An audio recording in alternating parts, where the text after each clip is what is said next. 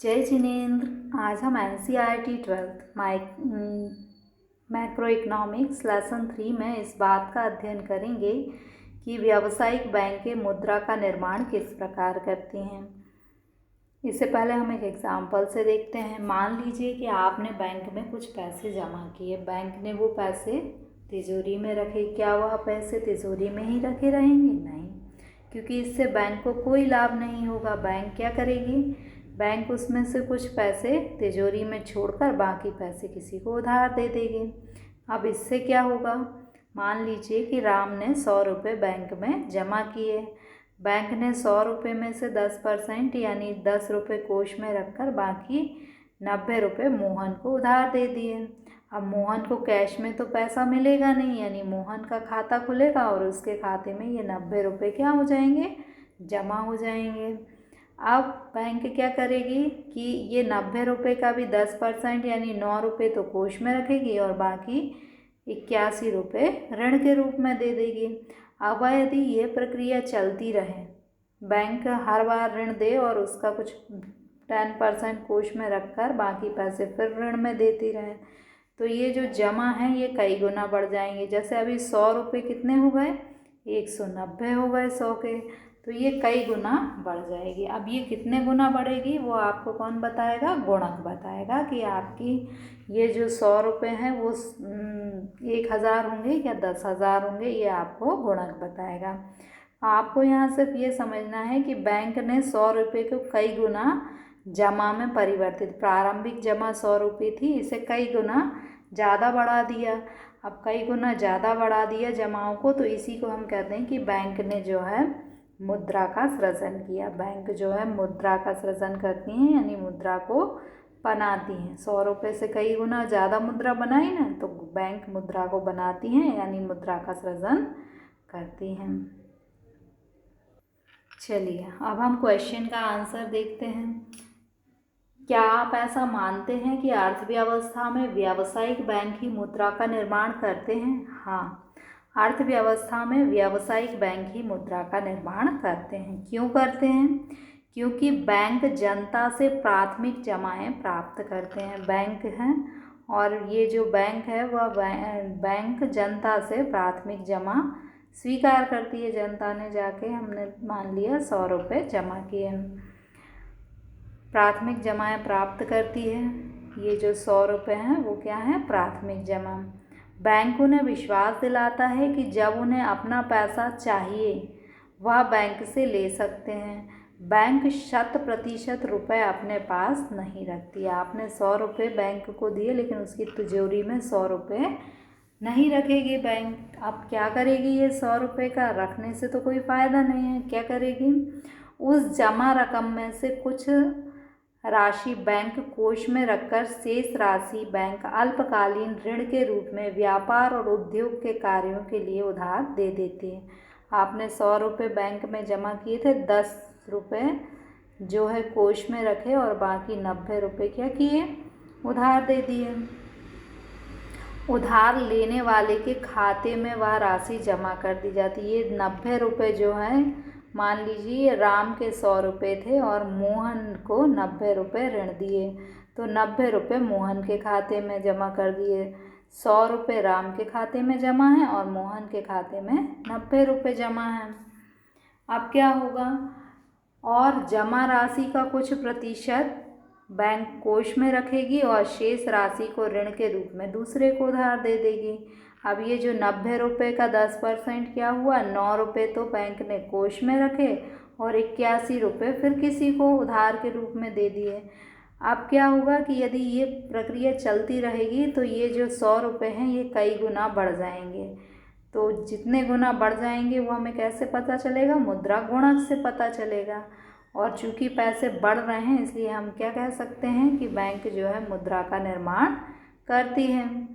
अब यही उदाहरण आपको इसमें दिया हुआ है कि यदि मान लीजिए कि प्राथमिक रूप से किसी ने 100 रुपये बैंक में जमा किए और मुद्रा गुणक 10% है। 10% यानी मुद्रा गुणक का फॉर्मूला होता है 1/CRR। तो बैंक 1000 रुपये की प्राथमिक जमा को 10,000 रुपये की मुद्रा का निर्माण कर सकती है। 1,000 रुपये से 10,000 की मुद्रा का निर्माण कर सकती है। कैसे कर सकती है कि फॉर्मूला क्या है, 1/CRR। अब CRR आपका कितना है, 10%। 10% का मतलब 10/100। अब ये उल्टा हो जाएगा कि 100/10। जब हम ऊपर ले जाएंगे तो 100/10, 0 से 0 कैंसिल, यानी आपके पास आंसर में कितना बचेगा, 10। अब हम ये जो 1,000 रुपये थे, इसमें हम 10 का इंटू करेंगे तो आपको कितना मिल जाएगा, 10,000। यानी ये 1,000 रुपये यदि 10% जो है CRR है, तो इस फॉर्मूले का यूज़ करके ये 1,000 रुपये 10,000 रुपये में बदल जाएंगे। कैसे बदल जाएंगे, बार बार ऋण देकर ये पैसे 1,000 10,000 में बदल जाएंगे। क्योंकि सभी यहाँ एक दिया है, परंतु जमाकर्ता मांग को पूरा करने के लिए बैंक द्वारा जमा की गई राशि को केवल कुछ भाग ही रोक कर रख सकता है। मतलब आपने जितने भी पैसे जमा करते हैं उसका कुछ % ही बैंक अपने पास रखता है। सभी जमाकर्ता, जो लोग भी पैसे जमा करते हैं, एक ही समय पर अपनी सारी रकम लेने नहीं आएंगे। जिन्होंने पैसे जमा किए सभी तो एक साथ पैसे लेने नहीं आएंगे, अतः थोड़ी सी नकद रोक के आधार पर, जो 10% राशि हम रोक रहे थे, तो थोड़ी सी नकद रोक के आधार पर बैंक बहुत अधिक मात्रा में साख का निर्माण कर लेती है। साख का निर्माण कर लेती है यानी जो आपने अभी देखा कि 100 रुपये राम के खाते में, फिर ऋण के रूप में मोहन के खाते में 10 रुपये, फिर सोहन के खाते में 81 रुपये। तो बैंक इस प्रकार 100 रुपये को किस में बदल लेगी, 1,000 रुपये में।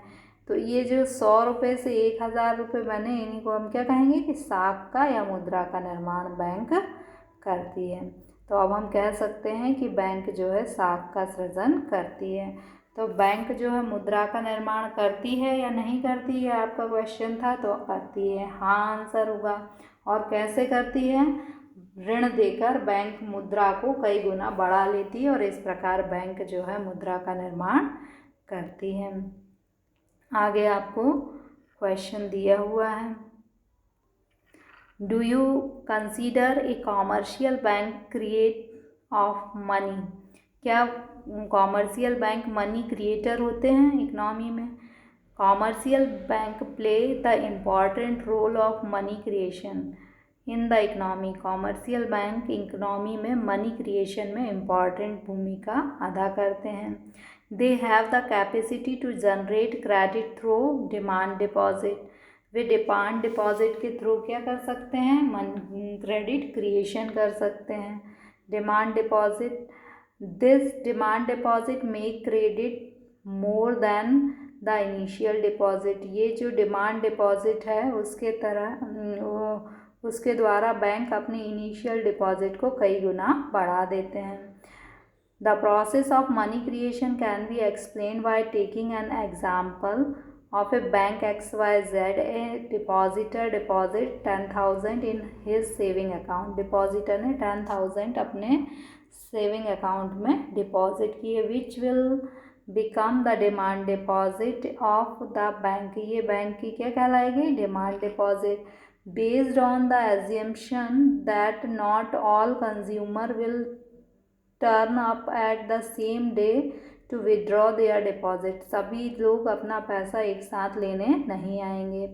Bank maintain the minimum cash reserve of 10% of demand deposit. Bank 10,000 का 10% यानी 1,000 अपने रिजर्व में रखकर बाकी पैसा जो है लोन के रूप में दे देगी।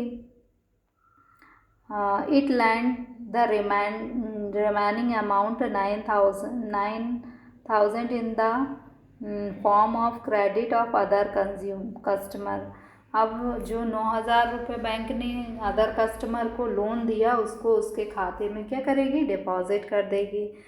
This further create deposit for bank XYZ। इससे XYZ बैंक में फिर डिपॉजिट क्रिएट हो जाएगा with the cash reserve of the 1,000 rupees the credit creation of worth 10,000। इस प्रकार जो मनी मल्टीप्लायर है उससे 10,000 रुपीज़ 10,000 में कन्वर्ट हो जाएंगे। So the creation credit multiplier is given by, आपको इसके लिए क्रेडिट मल्टीप्लायर दिया है। क्रेडिट मल्टीप्लायर का फॉर्मूला है 1/CRR, यहाँ पर 10% माना है तो 1/10 equal to 10। The money supply of the country will increase by the amount of credit multiplier, means credit multiplier जितना होता है उसके अकॉर्डिंग मनी जो है इंक्रीज होती है, और उससे ही जो है कॉमर्शियल बैंक क्रिएट करते हैं मनी को। So question is, do you consider the commercial bank creator of money?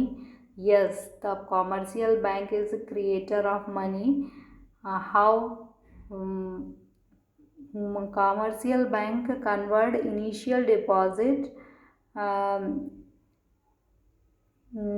more than demand deposit? So commercial bank is a creator of money. Okay, thank you.